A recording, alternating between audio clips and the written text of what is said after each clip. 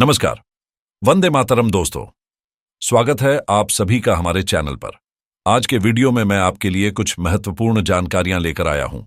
चलिए शुरू करते हैं। दोस्तों, सबसे पहले बात करते हैं दिसंबर की पेंशन के रुकने के बारे में। अब सवाल यह है कि आगे क्या होगा और रुकी हुई पेंशन कब मिलेगी। जी हां, कई पेंशनर्स ने जानकारी दी है कि दिसंबर की पेंशन अब तक नहीं आई है।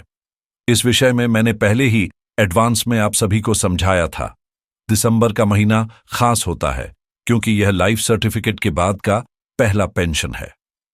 नवंबर की पेंशन आपको लाइफ सर्टिफिकेट सबमिट किए बिना भी मिल जाती थी, लेकिन दिसंबर की पेंशन तभी मिलेगी जब आपका लाइफ सर्टिफिकेट समय पर सबमिट किया गया हो।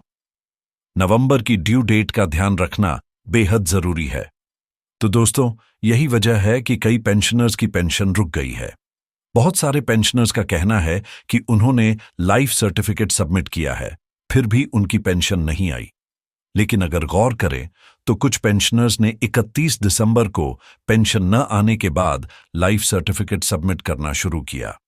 जी हां, 31 दिसंबर को लाइफ सर्टिफिकेट सबमिट कर रहे हैं, जबकि मैं आपको 1.5 से 2 महीने पहले ही इस बारे में सचेत कर चुका हूं। मैंने पहले ही बताया था कि सिर्फ लाइफ सर्टिफिकेट सबमिट करना ही काफी नहीं है। सबमिट करने के बाद 2, 4 या 5 दिन के भीतर स्पर्श पोर्टल पर जाकर इसे चेक करना भी जरूरी है। यही प्रक्रिया सुनिश्चित करती है कि आपकी पेंशन सही समय पर रिलीज हो। दोस्तों, आपने लाइफ सर्टिफिकेट सबमिट किया और जीवन प्रमाण पोर्टल से यह सर्टिफिकेट भी प्राप्त कर लिया कि आपका लाइफ सर्टिफिकेट सफलतापूर्वक सबमिट हो गया है। लेकिन ध्यान देने वाली सबसे महत्वपूर्ण बात यह है कि सबमिट किया गया सर्टिफिकेट स्पर्श पोर्टल पर पहुंचा है या नहीं, इसे चेक करना जरूरी है। अगर आपने अब तक यह चेक नहीं किया है कि आपका लाइफ सर्टिफिकेट स्पर्श पोर्टल पर अपडेट हुआ है या नहीं, तो तुरंत अपनी स्पर्श आईडी के जरिए इसे जांचें। हो सकता है कि आपका लाइफ सर्टिफिकेट सबमिट होने के बावजूद स्पर्श पर अपडेट न हुआ हो या फिर किसी कारणवश रिजेक्ट हो गया हो। इसलिए इसे समय रहते चेक करना बेहद जरूरी है। तो दोस्तों, यदि आपने अभी तक लाइफ सर्टिफिकेट सबमिट नहीं किया है तो इसे तुरंत ही सबमिट करें। ऐसा करने से आपकी पेंशन अगले महीने से फिर से चालू हो जाएगी। वहीं जो पेंशन रुक गया है वह सामान्यतः ऑटोमेटिक रूप से एरियर के रूप में आपके खाते में आ जाना चाहिए। हालांकि अगर यह ऑटोमेटिक रूप से नहीं आता है तो आपको इसके लिए ग्रीवेंस दर्ज करनी पड़ सकती है। इसलिए सतर्क रहें। अगर दिसंबर महीने की पेंशन लाइफ सर्टिफिकेट के कारण नहीं आई है तो इसे तुरंत सबमिट करें और स्पर्श पोर्टल पर यह सुनिश्चित करते रहें कि यह अपडेट हो चुका है या नहीं। यह प्रक्रिया आपकी पेंशन जारी रखने और किसी परेशानी से बचने के लिए बहुत जरूरी है। चलिए अगली जानकारी पर चलते हैं। आर्मी हेडक्वार्टर ने स्वीकार किया है कि ईसीएचएस में मरीजों के साथ अनुचित व्यवहार किया जाता है। इस संबंध में एक आधिकारिक पत्र भी जारी किया गया है। जी हां, ईसीएचएस में मेडिकल ऑफिसर्स एमओ द्वारा लाभार्थियों के साथ दुर्व्यवहार और उत्पीड़न की शिकायतें सामने आई हैं। इसी विषय पर आर्मी हेडक्वार्टर ने एक गाइडलाइन जारी की है जिसमें स्पष्ट निर्देश दिया गया है कि इस तरह का व्यवहार स्वीकार्य नहीं है। चलिए अब उस पत्र को देखते हैं। यह पत्र, जो आप देख सकते हैं, 26 दिसंबर 2024 का है और इसे सेंट्रल ऑर्गेनाइजेशन ईसीएचएस यानी आर्मी हेडक्वार्टर के एडजुटेंट जनरल ब्रांच द्वारा जारी किया गया है। यह पत्र सभी रीजनल सेंटर ईसीएचएस को भेजा गया है और इसमें यह स्पष्ट रूप से स्वीकार किया गया है कि ईसीएचएस में मरीजों के साथ उचित व्यवहार नहीं किया जा रहा है। इसमें लिखा गया है, कई ईसीएचएस लाभार्थी दूर दराज के क्षेत्रों से ईसीएचएस पॉलीक्लिनिक में यात्रा कर रहे हैं अपने इलाज और देखभाल के लिए काफी खर्च करके। इसके साथ ही यह भी देखा गया है कि नए मेडिकल ऑफिसर्स एमओ जिन्हें ईसीएचएस पॉलीक्लिनिक में नियुक्त किया गया है, ईसीएचएस की गाइडलाइन से परिचित नहीं है, जिसके कारण ईसीएचएस लाभार्थियों को अनावश्यक परेशानियों का सामना करना पड़ रहा है। इस पत्र में यह बात साफ तौर पर कही गई है और समस्या की गंभीरता को स्वीकारा गया है। इस पत्र में साफ तौर पर कहा गया है कि नए मेडिकल ऑफिसर्स एमओ जो ईसीएचएस में नियुक्त किए जाते हैं उन मरीजों और लाभार्थियों के साथ उचित व्यवहार नहीं करते जो दूर दराज के क्षेत्रों से काफी खर्च और लंबी यात्रा करके उपचार और देखभाल की उम्मीद में ईसीएचएस पॉलीक्लिनिक पहुंचते हैं। इसके बावजूद उन्हें न केवल अच्छा व्यवहार नहीं मिलता बल्कि अनावश्यक रूप से परेशान भी किया जाता है, जिसे आसानी से टाला जा सकता है। पत्र में यह भी उल्लेख किया गया है कि due to lack of various provisional referral treatment, medicine collection आदि ईसीएचएस लाभार्थियों को गंभीर असुविधा का सामना करना पड़ता है। इसलिए इस पत्र में सीधे सीधे गाइडलाइन जारी की गई है कि ऐसा व्यवहार बंद किया जाए और अनावश्यक उत्पीड़न को रोका जाए। यह स्पष्ट रूप से दर्शाता है कि मरीजों के साथ ईसीएचएस में सुधारात्मक कदम उठाने की आवश्यकता है। पत्र में स्पष्ट निर्देश दिया गया है कि सभी नए मेडिकल ऑफिसर्स एमओ को ईसीएचएस गाइडलाइंस की पूरी जानकारी होनी चाहिए, ताकि मरीजों के साथ बातचीत करने से पहले और किसी अधिकृत अनुरोध को अस्वीकार करने से पहले वे पूरी तरह से नियमों और प्रक्रियाओं से अवगत हों। साथ ही यह भी कहा गया है कि नए एमओ को OIC officer in charge ECHS polyclinic द्वारा पूरी तरह से ब्रीफ किया जाना चाहिए। इसमें यह सुनिश्चित करना जरूरी है कि वे मरीजों के साथ सहानुभूतिपूर्ण व्यवहार करें और किसी भी अधिकृत अनुरोध को अनावश्यक रूप से अस्वीकार न करें। पत्र में यह भी उल्लेख है कि यदि किसी भी मेडिकल ऑफिसर के व्यवहार में सहानुभूति की कमी या जानबूझकर की गई लापरवाही पाई जाती है तो इसे गंभीरता से लिया जाएगा। यह गाइडलाइन स्पष्ट रूप से निर्देशित करती है कि ईसीएचएस में मरीजों और लाभार्थियों के साथ किस प्रकार के व्यावसायिक और मानवतावादी व्यवहार की अपेक्षा की जाती है। चलिए अगली जानकारी की ओर बढ़ते हैं। दोस्तों, आज मैं एसीपी और एमएससीपी की प्रक्रिया और उनके लागू होने की कार्रवाई के बारे में आपको बताने जा रहा हूं। सबसे पहले, अगर आप एसीपी या एमएससीपी के लिए पात्र हैं तो पहली कार्रवाई आपकी पार्ट 2 ऑन ऑर्डर होगी। यह part 2 on order record office या यूनिट द्वारा जारी किया जा सकता है। हालांकि सामान्यतः रिकॉर्ड ऑफिस ही इसे करना चाहिए, लेकिन कभी-कभी कुछ मामलों में यूनिट भी पार्ट 2 ऑन ऑर्डर जारी करती है। पेंशन जारी होने के बाद ही मुख्य रूप से रिकॉर्ड ऑफिस इस प्रक्रिया को पूरा करता है, लेकिन इस विषय में यूनिट से भी पत्र भेजा जा सकता है। जब आप पार्ट 2 ऑर्डर करते हैं तो सबसे पहले रिकॉर्ड ऑफिस या यूनिट इसे पूरा करेगी। पार्ट 2 ऑन ऑर्डर सिस्टम में दोनों जगहों पर उपलब्ध है। रिकॉर्ड में अर्पण आर्मी रिकॉर्ड प्रोसेस ऑटोमेशन और यूनिट में HRMS human resource management system. जब पार्ट 2 ऑन ऑर्डर पूरा हो जाता है तो वह पीएओ यानी पे अकाउंट ऑफिस में जाएगा। कुछ लोग इसे पीएआर पे अकाउंट ऑफिस रिजग्नल भी कहते हैं, लेकिन सही नाम है पीओ यानी पे अकाउंट ऑफिस ओआर यानी अदर रैंक्स। इस प्रक्रिया के बाद आपका पार्ट 2 ऑन ऑर्डर पीओ में प्रोसेस होगा और आपके पार्ट 2 ऑन ऑर्डर को एडजस्ट किया जाएगा।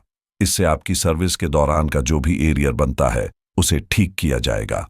एमएससीपी के तहत आपकी सेवा की अवधि के दौरान जो भी एरियर बनता है वह आपको यहीं से भुगतान किया जाएगा।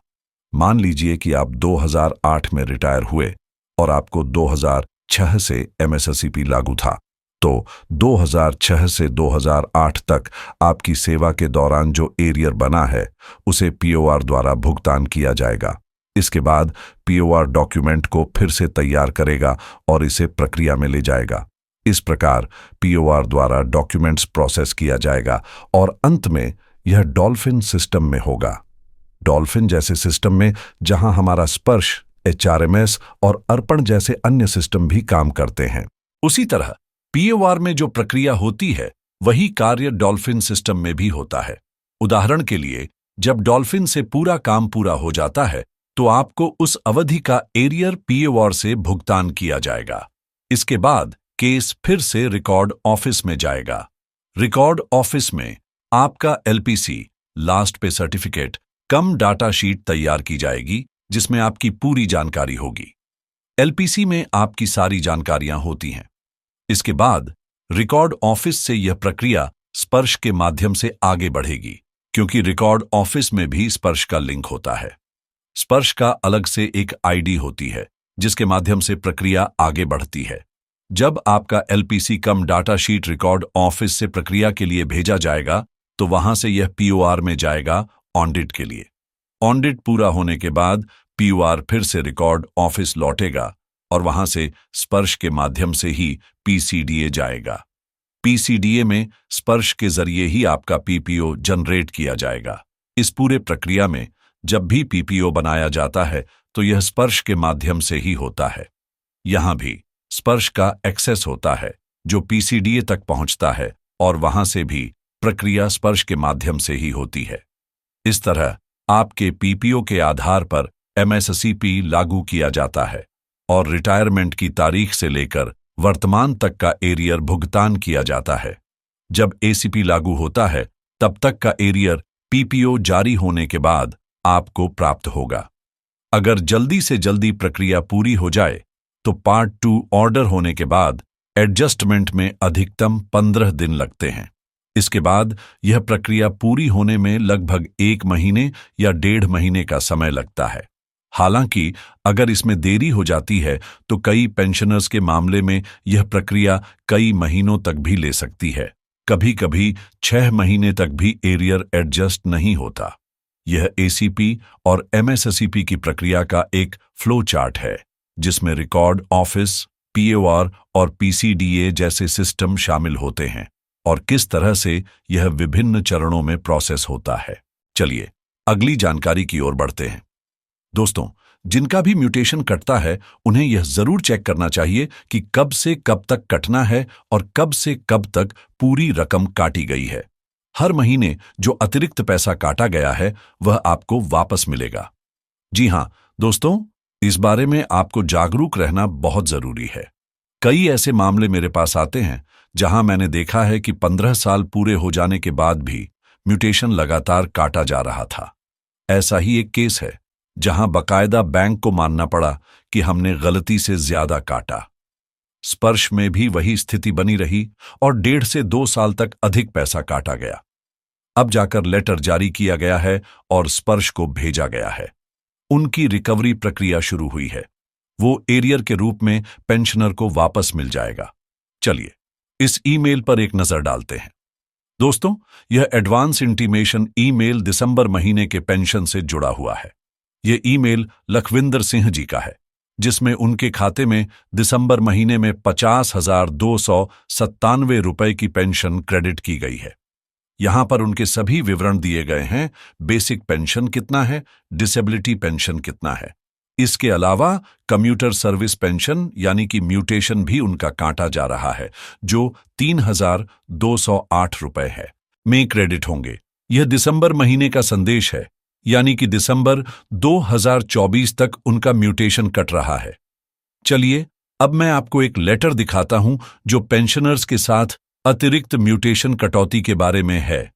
यह लेटर दोस्तों पीएनबी का सीपीपीसी से भेजा गया है और इसे स्पर्श को भेजा गया है।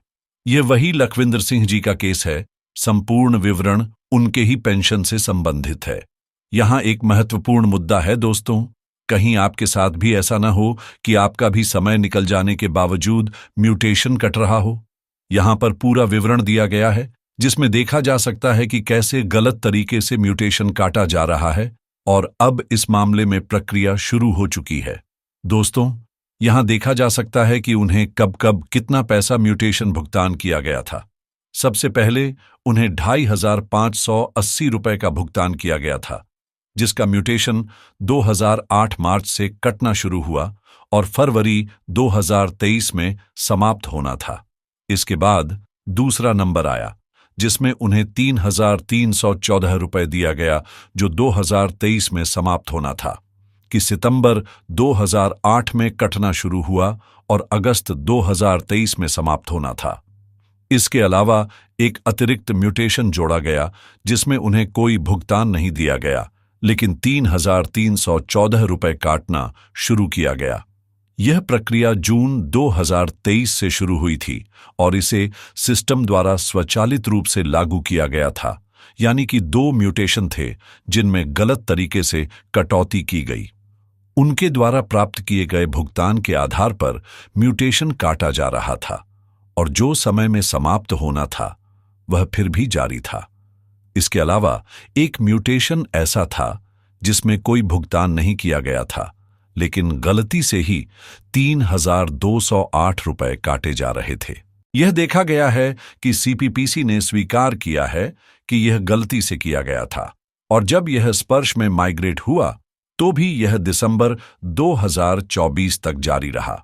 दोस्तों देखिए, 28 फरवरी 2023 को एक म्यूटेशन बंद होना था, दूसरा 31 अगस्त 2023 को बंद होना था और एक तो बिल्कुल कटना नहीं चाहिए था, लेकिन तीनों को जोड़कर देखा गया तो यह गलती से काटे जा रहे हैं। आपने देखा दिसंबर महीने का एडवांस इंटीमेशन का मैसेज जिसमें लखविंदर सिंह जी का केस सामने आया था। तो इस तरह के मामलों में आपको विशेष ध्यान रखना चाहिए कि 15 साल पूरा होते ही आपका म्यूटेशन बंद हो गया है या नहीं। चाहे आपका कंप्यूटेशन अभी 2, 4 या 5 साल पहले ही क्यों ना हुआ हो, ड्यू डेट जरूर चेक करें।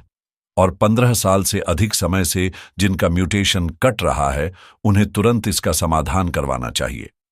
उनको बहुत ही ध्यान से देखना चाहिए कि कहीं ज्यादा समय तक तो नहीं कट रहा है।